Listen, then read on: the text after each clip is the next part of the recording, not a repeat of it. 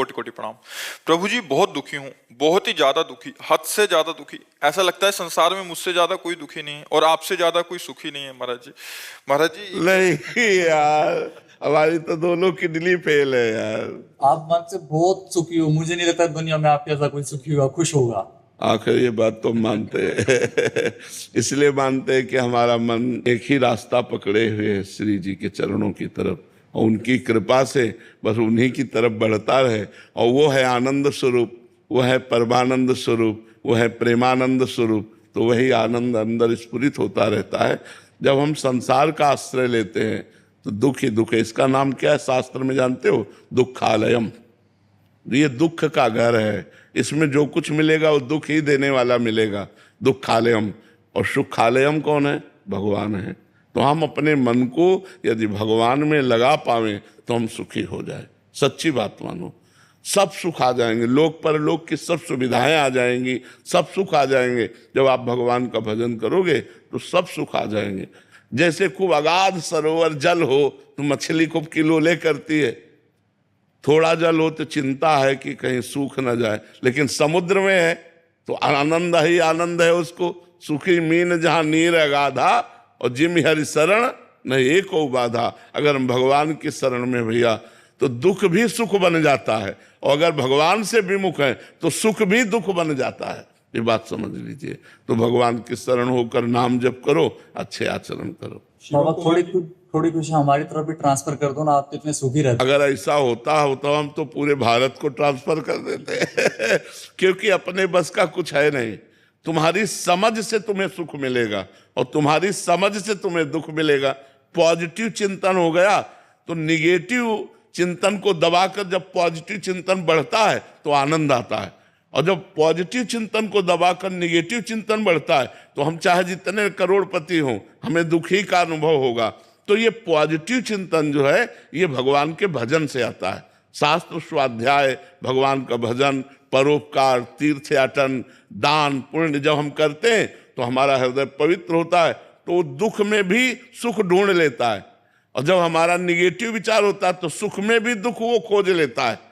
कहीं ऐसा ना हो जाए, कहीं ऐसा ना हो जाए, ये चिंतन वो चिंतन, बड़ा भयावह चिंतन, दुख, विषाद, शोक, चिंता, उद्वेग, ये सब अंदर आ जाता है। तो हमें लगता है हमारे करने से नहीं होगा, ये चीज आपको करनी होगी। जो हम कह रहे हैं उसको आप करो तो आपका चिंतन सही हो जाएगा। अगर हमारे ऐसे देने से होता तो किसी को भजन के लिए नहीं कहते, भजन करके ऐसे दे देते, सबका मंगल हो जाता। वैसे संत जन तो कहते ही रहते हैं, सर्वे भवन्तु सुखिना, सर्वे सन्तु निरामया, सर्वे भद्राणि पश्यन्तु माँ कश्चित् दुख भाग भवेत्। किसी को दुख ना हो, सब सुखी रहें, सब स्वस्थ रहें। पर सब हैं क्या? जो भजन कर रहे हैं, जो भगवान से जुड़े हैं, वही कृपा का अनुभव कर रहे हैं। नहीं तो सब दुखी हैं, सब दुखी। किसी को ना समझो, बड़े बड़े अरबपति खरबपति सब दुखी हैं, सुखी वही है जो पूरा भगवान को समर्पित है। समझ पा रहे? तो समर्पण करो और नाम जप करो। राजीव जी दिल्ली से। राधे राधे महाराज जी। महाराज जी आपके चरणों में कोटि कोटि प्रणाम। महाराज जी भगवान एवं देवता जी में क्या फर्क है?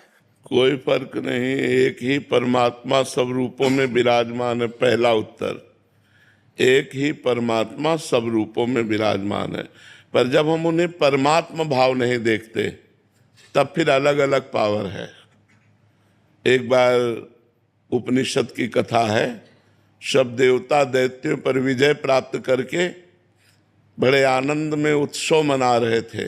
अप्सराएं नृत्य कर रही थी, गंधर्व गान कर रहे थे, देवता सब अपने सिंहासनों पर विराजमान थे। तो देखा भगवान ने कि इनको अहम हो गया है कि मैं बलवान हूं और मैंने दैत्यों पर विजय प्राप्त की। तो सभा के सामने भगवान एक यक्ष रूप में प्रकट हुए। तो देवराज इंद्र ने देखा, बोले कोई भी देवता इनका परिचय लाकर हमें बताओ, ये कौन प्रकट हुआ है। तो सबसे पहले वायुदेव प्रकट हुए। बहुत बलवान देवता है, विश्व में वायुदेव से बढ़कर कोई बलवान नहीं। जैसे वायुपुत्र हनुमान, पवन पुत्र हनुमान है ना, तो सबसे बड़े बलवान वायु देवता। जैसे उनके पुत्र भीम, तो बल की अगाध महिमा वायु देवता की है। और हम सब वायु देवता से ही जीवित हैं, सबके प्राण वायु से ही तो संचलित हैं। सब जितना चराचर जगत है वो वायु से ही है। ऑक्सीजन खत्म हो जाए, सब नष्ट हो जाए, वायु से ही तो है। तो वायु देवता खड़े हुए और कहा मैं इनका परिचय लाता हूं। तो वायु देवता गए और कहा यक्ष तुम कौन हो? तो उनका हम तो अपना परिचय बाद में बताएंगे, पहले आप बताएं आप कौन हैं। बोले मैं पवन हूं, वायु। ठीक है, क्या है आप में क्षमता? तो उनका क्षमता ऐसी कि मैं पूरे त्रिभुवन को तिनके के समान उड़ा सकता हूं। तो एक तिनका प्रकट किया और कहा उड़ा के दिखाओ। अब वायु देवता से तिनका उड़ाने की बात, वो तो ब्रह्मांड उड़ा दे, लेकिन तिनका नहीं उड़ा। कहा पूरी ताकत लगाओ। वायु देवता पूरी ताकत लगा के हार गए, तिनका ऐसे से ऐसे नहीं कर पाए। आए और बैठ गए। देवराज इंद्र ने कहा कौन है? बोले असमर्थ रहा उनका परिचय प्राप्त करने में। दूसरा देवता अग्निदेव प्रकट, उनका मैं अभी परिचय लेकर आता हूं। उनके पास गए और कहा आप कौन हैं? उनका आप कौन हैं? उनका अनल, हुताशन, अग्नि, इन नामों से मेरा संबोधन होता है। बोले आपकी सामर्थ्य? बोले त्रिभुवन को उपले की तरह जलाकर भस्म कर सकता हूं। सब अग्नि से ही जीवित है, क्योंकि जठराग्नि के रूप में अग्नि भगवान ही सबके उदर में विराजमान है। अगर जठराग्नि न हो तो पानी भी न पचे तो हम जीवित ही न रहे। तो उसी तिनके को कहा तुम भस्म करके दिखाओ। तो अग्नि देवता से तिनका भस्म करने की बात, तो उनको रोष आ गया और तिनके की तरफ देखा, कुछ नहीं हुआ। पूरा पावर लगा दिया, कुछ नहीं हुआ।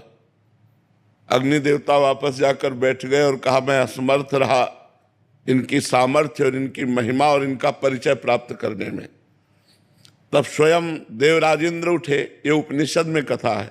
देवराजेंद्र उठे और उठ करके जे ही गए सो यक्ष अंतर ध्यान हो गए। यक्ष की जगह पर दुर्गा देवी प्रकट हुई और उनका देवराजेंद्र तू इतना घमंडी है कि तू भगवान से बात करने का भी अधिकारी नहीं है। इसलिए भगवान अंतर ध्यान हो गए, वो यक्ष रूप में भगवान थे। तो इतना समझ ले तेरे वायु देवता में इतनी सामर्थ्य नहीं कि तिनका उड़ा सके, अग्नि देवता में इतनी सामर्थ्य नहीं कि तिनके को भस्म कर सके। सब भगवान की सामर्थ्य से युक्त हो। घमंड मत करो, भगवान ही तुम्हारे अंदर अपनी सामर्थ्य प्रकट करते हैं, तब तुम अपना कार्य कर सकते हो। तो वैसे सब देवता भगवान के स्वरूप हैं, पर जब अलग हम देखते हैं तो उनकी सामर्थ्य एक सीमा में है और भगवान असीम सामर्थ्यशाली है। देवता मोक्ष नहीं प्रदान कर सकते, देवता एक सीमित फल प्रदान करेंगे। जितनी आप आराधना करोगे उतना ही फल आपको प्राप्त होगा। देवता एक दुकानदार जैसा, जैसे आपकी दुकान में जो सामान है हम पैसा दे तो उतना ही दोगे, इसके अलावा नहीं दोगे। तो जितनी आप तपस्या करेंगे, जिस देवता के लिए जितना पूजन करेंगे, जितना आप आराधन करेंगे, उतना ही वो फल दे पाएगा, इसके आगे उसके सामर्थ्य नहीं। और जब हम भगवान मान के करते हैं तो फिर भगवान उसकी इच्छा की पूर्ति करते हैं। समझ पाए आप? विजय जी जौनपुर से। राधा वल्लभ श्री हरिवंश प्रभु। श्री हरिवंश महाराज जी, आपके चरणों में कोटि कोटि प्रणाम। महाराज जी, श्री जी और आपकी कृपा से आपको करीब 1.5 साल से गुरु रूप में स्वीकार किया है। बहुत जीवन में परिवर्तन आया है। महाराज जी, मेरा प्रश्न है कि आप कहते हैं कि अपना पुराना रजिस्टर जांच लो। गुरुदेव भगवान, मेरे पुराने रजिस्टर में व्यभिचार, चापलूसी, झूठ, अवगुण दर्ज हो गए हैं। मैं अपना नया रजिस्टर तैयार करना चाहता हूं, जिससे भागवतिक न्यायालय में मेरी जीवात्मा का न्याय एवं कल्याण हो सके। इसके लिए क्या करूं? भगवान नाम जप करो, भगवान की कथा सुनो, सब में भगवान को देखने की चेष्टा करो, परोपकार करो। इसी से बहुत बढ़िया रजिस्टर बन जाएगा। किसी का बुरा मत चाहो, किसी का बुरा मत देखो, किसी का बुरा मत करो और खूब नाम जप करो, बढ़िया हो जाएगा। गुरुदेव भगवान, ये आंख, ये हाथ, ये मन दलदल में फंसा दिया प्रभु मुझे। हाँ, बिल्कुल फंसा दिया, लेकिन ये नाम उठा के आपको भगवान के समीप पहुंचा देगा।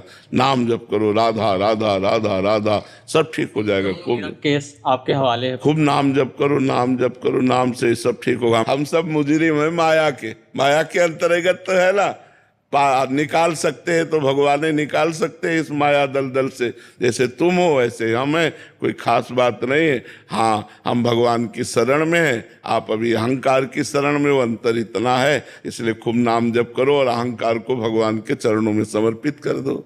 रजनी जी। महाराज जी, भगवान शिव अपने भक्तों को आत्मबोध की ओर कैसे ले जाते हैं, कृपा रूप से या साधना से? कृपा ही साधना है। भगवान की जब कृपा होती है तो साधना बनती है, और साधना से भगवान की कृपा का अनुभव होता है। भगवान की कृपा है और साधना नहीं है तो आप भगवान की कृपा का अनुभव नहीं कर सकते। साधना ही भगवान की कृपा है। जब रात दिन उत्तम साधना बनने लगे तो समझो भगवान की बड़ी कृपा है।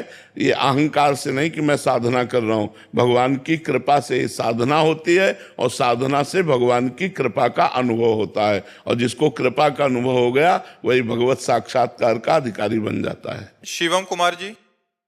राधे राधे महाराज जी। महाराज जी, मेरा प्रश्न है कि अपने गुरुदेव के साथ प्रकट में ना होने के बावजूद भी हम अपने प्रकट सानिध्य उनके कैसे अनुभव कर सकते हैं? मंत्र के द्वारा। जो गुरु मंत्र है यदि हम उसे खूब जपें तो गुरु मंत्र की जगह ही गुरु जी प्रकाशित हो जाएंगे। महाराज जी, मैंने गुरु मंत्र तो नहीं लिया है, पर मैंने आपको गुरु रूप में वर्ण किया है, तो आप एक बार श्रीमुख से बोल दीजिए कि आप मेरे साथ हैं। तो हम तो राधा राधा कहते हैं, ये गुरु मंत्र नहीं है क्या? अगर राधा राधा आप जप रहे तो हम आपके साथ ही हैं।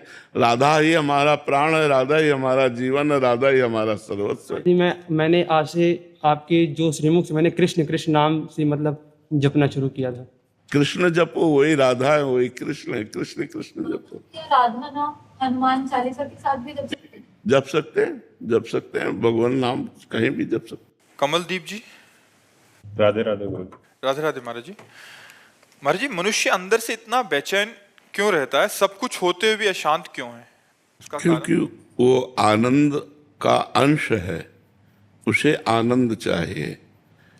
और इस दुखालयम अशाश्वतम, दुख प्रदान करने वाले नाशवान संसार में आनंद कहीं है नहीं।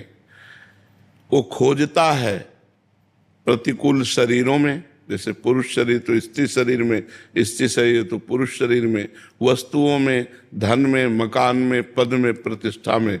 लेकिन ये सब जिसको प्राप्त है वो भी आनंद में नहीं है, क्योंकि आनंद का अंश आनंद समुद्र में ही अवगाहन करने पर वो आनंदित हो सकता है, और वो है भगवान, सिर्फ भगवान। तब लगी कुशल न जीव कहूँ, सपने हूँ मन विश्राम, जब लग भजत न राम कहूँ, शोक धाम तज काम। जो चाहत है नित्य सुख, अरु मन को विश्राम, हित ध्रुव हित सो भजत रहो, पल पल श्यामा श्याम श्यामा श्याम श्यामा श्याम। जब तक भगवान का भजन नहीं होगा तब तक कोई उपाय करके देख लो, मन शांत नहीं होगा। कुछ भी भोग लो, कुछ भी खा लो, कुछ भी देख लो, कहीं भी चले जाओ, एक अपूर्ति सी बनी रहती है। लगता है जो मैं चाह रहा था वो इसमें नहीं मिला, शायद इसमें होगा, शायद इसमें होगा, शायद इसमें होगा, और पूरा जीवन भोगते भोगते व्यतीत हो जाता है और कभी नहीं मिलता। और देखो गोस्वामी जी कह रहे हैं, तुलसीदास जी महाराज, जाकी कृपा लवलेस ते, मतिमंद तुलसी दास हो, पायो परम विश्राम, राम समान प्रभु नाही। बोले परम विश्राम प्राप्त हो गया। जहां जन्म जन्मांतर से भटकते चले आ रहे थे, एक कृपा कोर भगवान की हुई कि हृदय शीतल हो गया। जन्म जन्म की तपन आनंद में बदल गई। अब कुछ नहीं चाहिए। वैसे तो मैं मतिमंद हूं, गोस्वामी जी कह रहे हैं, मतिमंद तुलसीदासु, पर पायो परम विश्राम, राम समान प्रभु नाही कहूँ। भगवान के समान जो विश्राम हृदय में प्राप्त होता है वो कहीं संपत्ति में, किसी वस्तु में या किसी पद में नहीं मिल सकता। पर हमारा मन संसार में तो सहज में जुड़ जाता है, लेकिन भगवान में नहीं जुड़ता, क्योंकि भगवान दिखाई नहीं देते। प्रगट में अगर अपने लोगों को ऐसे दिखाई नहीं जैसे जगत दिखाई देता है तो फट से प्यार हो जाए, क्योंकि वे इतनी प्रेम मूर्ति है, इतने सुखमय है, पर वो दिखाई देते नहीं। तो इसीलिए हम जो दिखाई देता है उसमें आनंद खोजते हैं, पर जो दिखाई देता है उसमें आनंद है नहीं, और जो नहीं दिखाई दे रहा वो आनंद सिंधु है। तो इसी को गुप्त करके भगवान खेल रहा है, अपने आनंद को गुप्त करके इस माया में ही खेल रहा है वो। अब हमें संत मिले, गुरु मिले, गाइड मिले, और वो हमें रास्ता बतावे आनंद का। जब हम साधना करें तो हमारा मन विश्राम को प्राप्त हो जाए। रोम रोम आनंद से भर जाता है, रोम रोम आनंद से भर जाता है। हृदय में कोई चाह नहीं रह जाती। बस एकांत में बैठकर इस बात से रोना आता है कि आपने कृपा की और मुझे संसार से घसीट लिया। अगर आप कृपा न करते तो पूरा जीवन संसार में नष्ट हो जाता। प्रभु आप बड़े कृपाल हो जो मुझे संसार से हटाकर अपने में लगा लिया। महाराज जी आपने विश्राम की बात की। विश्राम मतलब किसी भी चीज की कामना ना रह जाना, ये विश्राम है? विश्राम का मतलब जैसे घड़ी कसे लाए चलो, दीवाल घड़ी कसे लाए चलो, सुई अपनी अपनी जगह ठप हो जाएगी कि नहीं? एकदम नहीं हिलेगी। ऐसे ही मन, बुद्धि, चित्त, अहंकार सब परमात्मा में स्थित हो गया, इसे विश्राम कहते हैं। मन कृष्णमय, बुद्धि कृष्णमय, चित्त कृष्णमय, अहम कृष्णमय, अब सब कृष्णमय हो गया। अब अंदर ही अंदर वो परमानंद की बाढ़ आ रही। बाहर से वो दिखाई देता है पुरुष स्वरूप, लेकिन वो परमात्मा स्वरूप हो चुका है। उसका सब कुछ परमात्मा में हो गया। कान भय प्राण में, प्राण भय कान में, ही में न जान पड़े कान है कि प्राण है।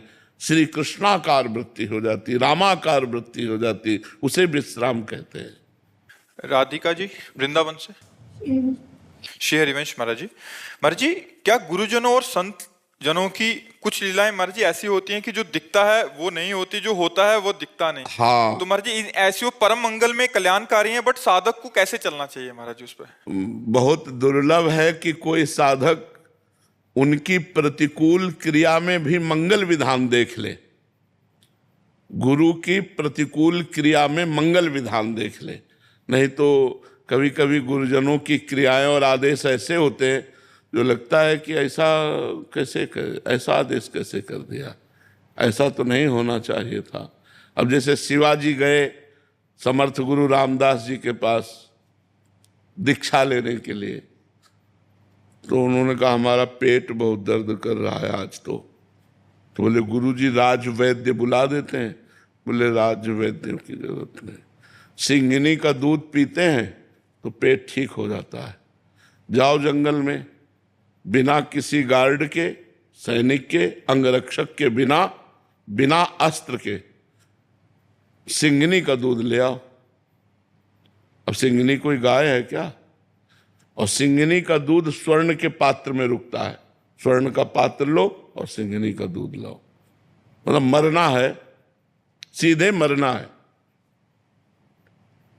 जंगल में खोजते रहे, देखा सिंह सावक उछल रहे, तो समझा यहाँ सिंगिनी नजदीक। जो सिंगिनी ने देखा दहाड़ मारी और शिवाजी के ऊपर, सोई बीच में समर्थ गुरु रामदास जी प्रकट हो गए, से रोक दिया। बोले बस यही देखता था कि तन मन प्राण तू समर्पित किए कि नहीं। अब ये ऐसे कौन से होंगे जो तन मन प्राण इस तरह समर्पित कर दे। एक दिन श्री रामानंदाचार्य जी महाराज अपने शिष्यों की मंडली के साथ विचरण कर रहे थे, तो एक जंगल में रुके, तो वहाँ कुआं था। कुआं से पानी ठाकुर सेवा के लिए लाना था। तो जब पानी लाया गया तो उसमें गंध थी पत्तों की। एक डाल ऐसे जा रही थी कुआं के ऊपर, उसमें पत्ते गिर रहे थे, पत्तों के कारण वो पानी में सड़न थी। तो उनका अगर ये डाल काट दी जाए तो पानी स्वच्छ और पीने योग्य हो जाएगा।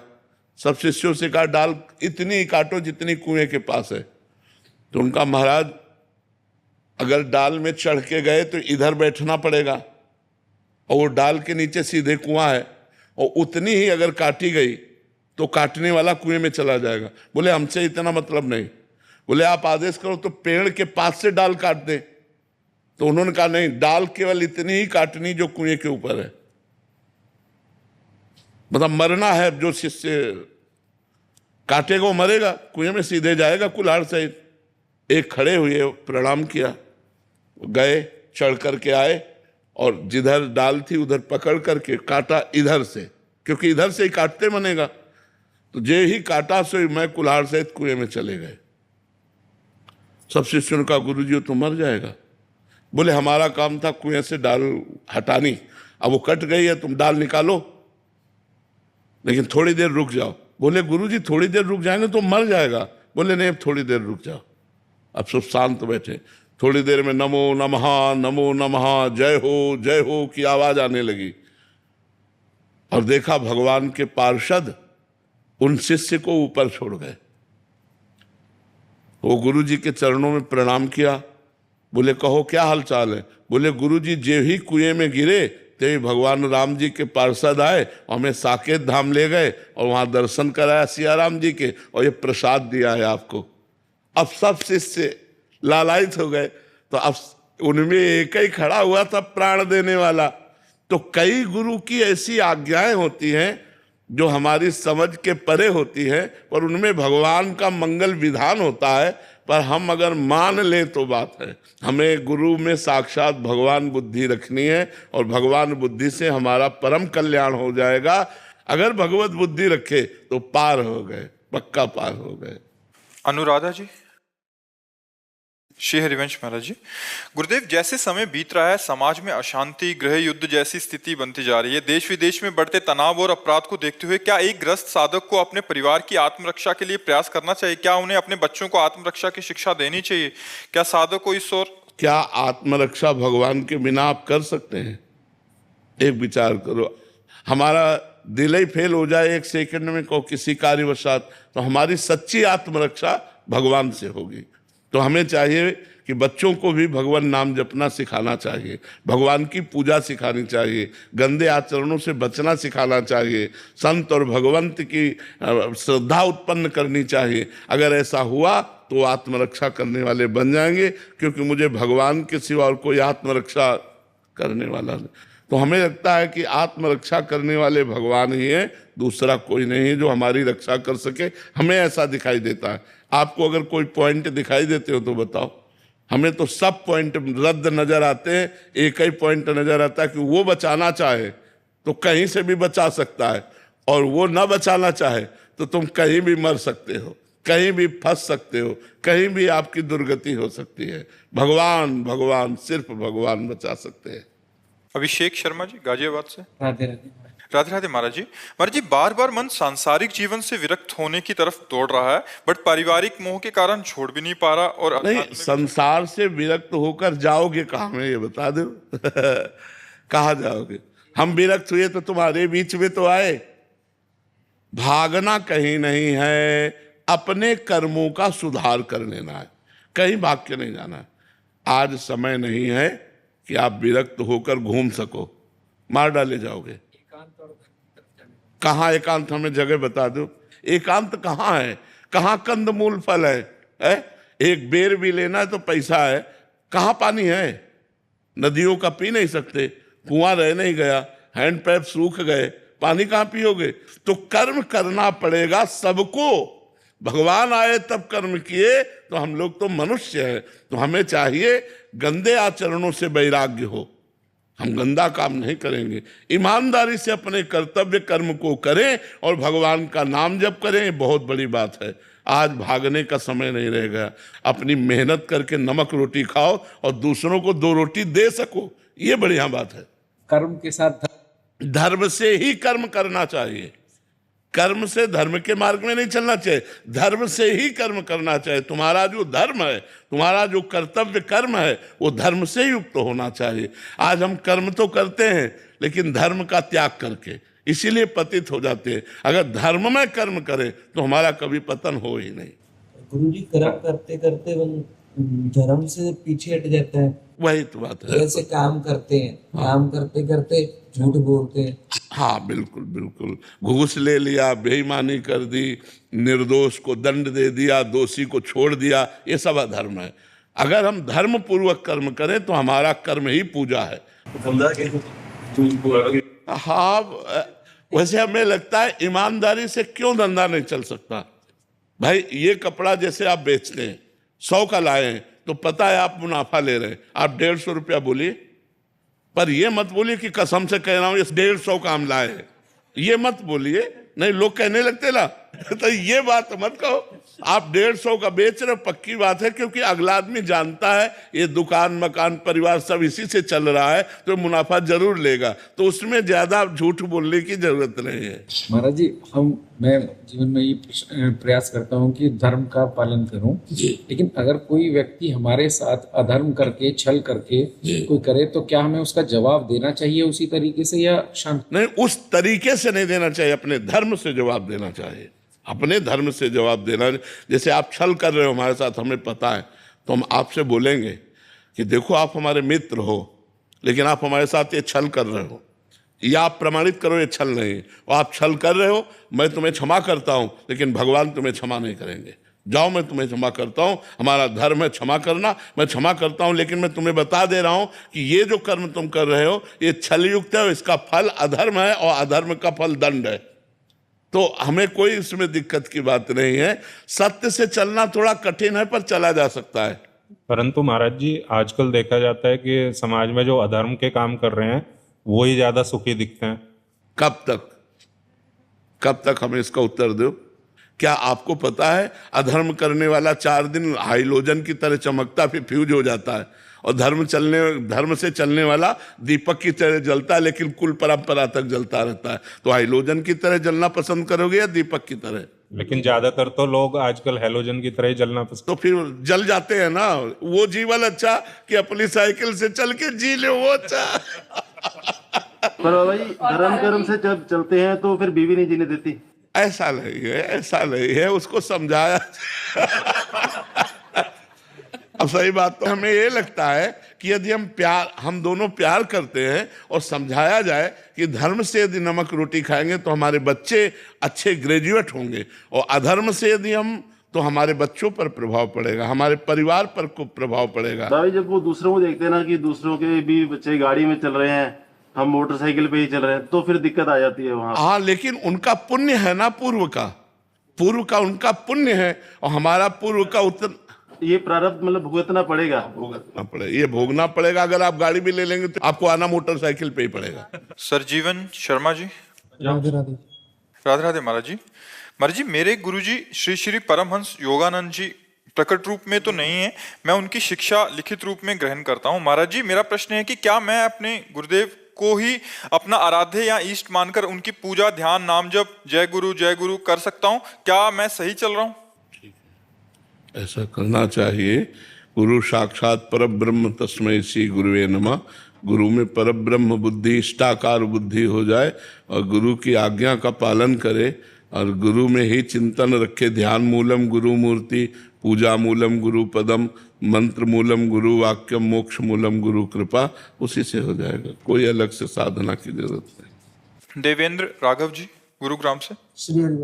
श्री हरिवंश महाराज जी। महाराज जी, यदि ईश्वर ने सृष्टि की रचना किसी इच्छा या कामना से की, तो क्या ये मानना उचित होगा कि ईश्वर भी इच्छा के अधीन है महाराज जी, या मनुष्य अपनी इच्छाओं का प्रत्याग? फिर ईश्वर की इच्छा से तो सृष्टि हुई, लेकिन ईश्वर की इच्छा इस समय आपके अंदर नहीं, इस समय आपकी इच्छा है। अगर अपनी इच्छा को ईश्वर की इच्छा में मिला दें तो आप महापुरुष हो गए। आप अपनी इच्छा को मिटा दें तो वही तो नहीं हो पा रहा है। हम अपनी इच्छा को ईश्वर की इच्छा में नहीं मिला पा रहे हैं, हम अपनी इच्छाएं अलग से रख लिए। और 3 गुणों की माया की रचना है, जिसमें एक राक्षसी प्रवृत्ति है तमोगुण, एक घोर प्रवृत्ति अशांत प्रवृत्ति है रजोगुण, और एक शांत प्रवृत्ति है सतोगुण। इन्हीं में विचरण करता रहता है पूरा संसार। कोई त्रिगुणातीत होकर अपनी इच्छाओं को भगवान में समर्पित करके, जाहि न चाही कबहु कछु, तुम सन सहज स्नेह बसहु निरंतर तासुर, सो राउर निजगे। जिसने इच्छाओं को मिटा दिया वो भगवान को प्राप्त हो गया, फिर भगवत स्वरूप हो गया।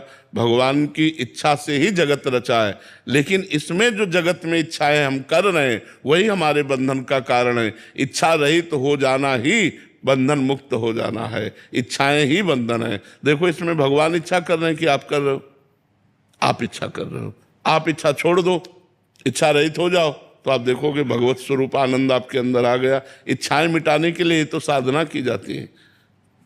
जा ही न चाहिए कबहू कछु, कभी कुछ नहीं चाहिए, कोई इच्छा नहीं। सकल कामनाहीन जे राम भगति रसलीन, जो सारी कामनाओं को छोड़ देते वो भगवान के प्रेम रस में लीन हो जाते हैं। कामनाएं ही तो हमें जगत में फंसाए हैं। कुछ कामनाएं पाप करवा रहे हैं, कुछ कामनाएं पुण्य करवा रहे हैं। तो बार बार लोकांतर में पुनरपि जननम पुनरपि मरणम पुनरपि जननी जठरे शयनम, यही खेल हो रहा है। इच्छाओं का त्याग कर दो, अभी भगवत प्राप्ति का अनुभव हो जाएगा।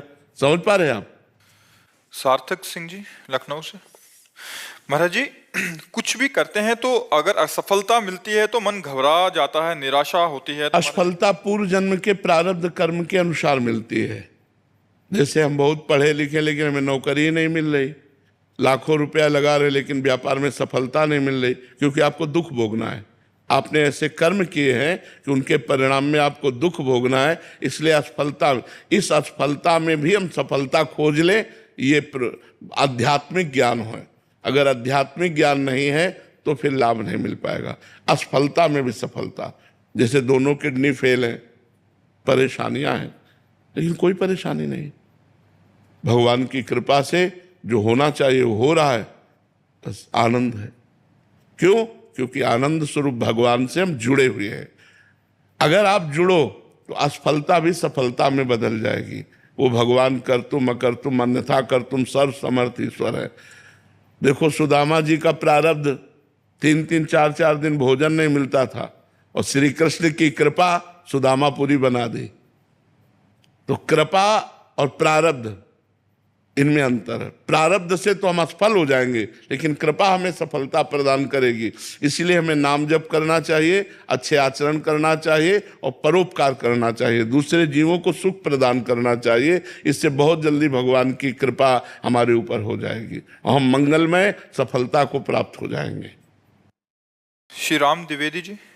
श्री हरिवंश महाराज जी। महाराज जी, क्या कभी भी किसी भी भगवान का चिंतन हो, किसी भी प्रकार का, जैसे भगवान के भजन होते हैं या कीर्तन माना जाएगा? महाराज जी ये कह रहे हैं कि हनुमान जी, मारुति जी, जय माता दी, जय सिया राम, राधा कृष्ण, ये सब नाम के अंतर्गत आते हैं। ये प्रारंभिक बातें हैं, प्रारंभिक बातें। और भजन का स्वरूप तो यह है कि एक नाम पकड़ लिया और 6 घंटे उसी पे आए। राम पकड़ लिया तो राम राम राम राम राम राम 6 घंटे राम जपे, तब जाके नशा चढ़ता है, प्रारब्ध भंग होते हैं, पापों का नाश होता है। ये प्रारंभिक है कि जब जो मन आया सो पाठ कर लिया, जब जो मन आया सो नाम जप कर लिया। लेकिन आगे अगर बढ़ना है तो किसी एक नाम को लेकर 5-6 घंटे 8 घंटे उठते बैठते चलते फिरते कार्य करते हुए एकाग्रता पूर्वक जपिए, धीरे धीरे 24 घंटे लाइए, फिर आप देखिए चमत्कार नाम का। कृष्णा मित्तल जी अलीगढ़ से। राधे राधे। राधे राधे महाराज जी। महाराज जी, मैं नाम जप करता हूँ पर रातों में रोता हूँ, क्योंकि भगवान इतनी परीक्षाएं लेते हैं कि मैं हार मान लेता हूँ। भगवान सुनते ही नहीं है महाराज जी। नहीं, ऐसी बात नहीं, भगवान सुन रहे हैं, पर हमारे पाप कर्म हैं उनको भुगता रहे हैं। अवश्य में वो भोक्तव्यम कृतम कर्म शुभाशुभम। सुन तो रहे हैं यार, हृदय में बैठे सुन रहे हैं, पर सुनकर भी अनसुनी कर रहे हैं, क्योंकि आपने उनकी बात नहीं सुनी, शास्त्र आज्ञा नहीं मानी और मनमानी पापाचरण किए। तो अब वो तुम्हारी सुन रहे हैं, पर सुन के भी अनसुनी कर रहे हैं कि भोग लो, पवित्र हो जाओ। अपने जो कर्म किया है अवश्य में वो भोक्तव्यम कृतम कर्म शुभाशुभम, भोगना पड़ेगा, सबको भोगना पड़ता है, बड़े बड़े संतों को भोगना पड़ता है। इसलिए होश से कर्म करो, कहीं कोई पाप कर्म न बन जाए जिसका परिणाम हमें दुख भोगना पड़े।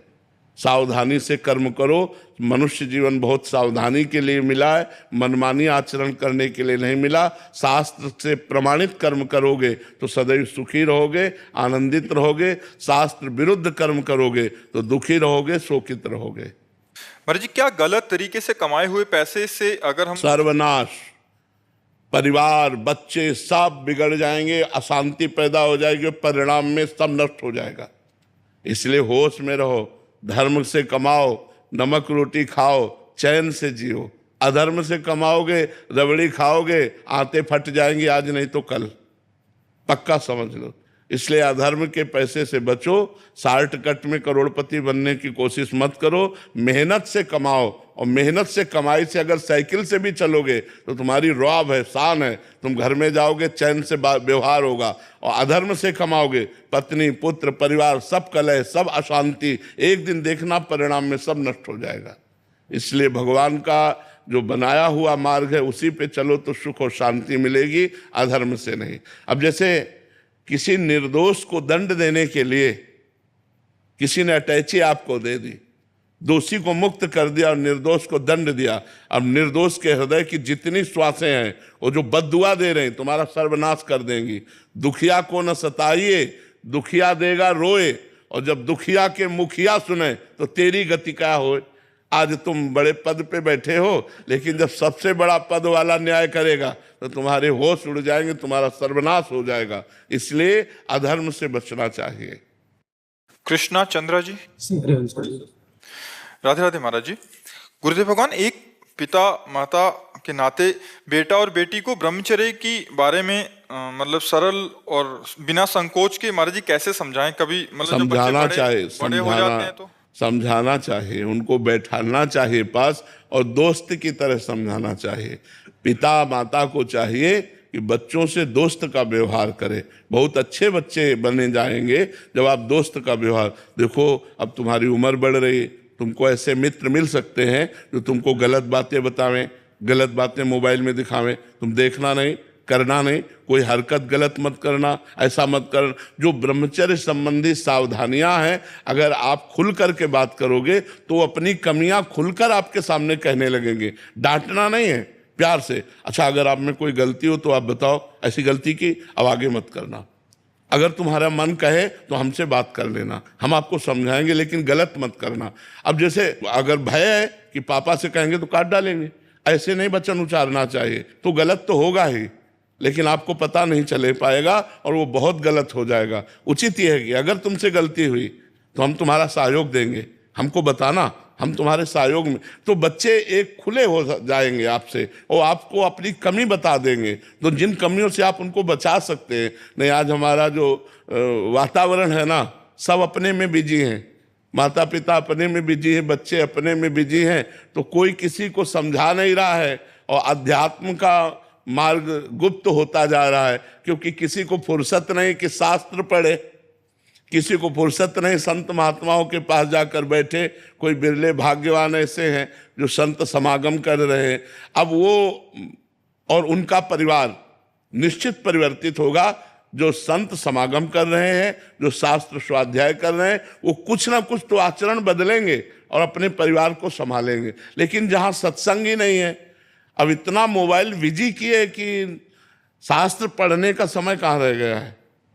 मोबाइले से फुर्सत नहीं, एकांत में बैठे गेम खेल रहे हैं, सीरियल देख रहे हैं, ये मोबाइल से फुर्सत नहीं। शास्त्र स्वाध्याय के लिए तो एकाग्रता और पवित्र बुद्धि चाहिए। सत्संग सुनने के लिए हमें समय देना पड़ेगा, हमें आचरण सुधारने पड़ेंगे।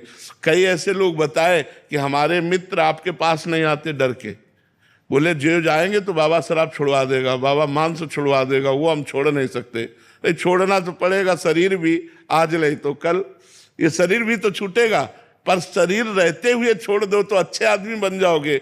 दूसरों का मांस खा रहे हो तो दूसरों को पीड़ा नहीं पहुंचा रहे, ये पीड़ा जब एकत्रित होगी तो तुम्हें पहुंचेगी। होश में उनको जला रहे हो तो काल तुम्हें जलाएगा, उनको काट रहे हो तो काल तुम्हें काटेगा।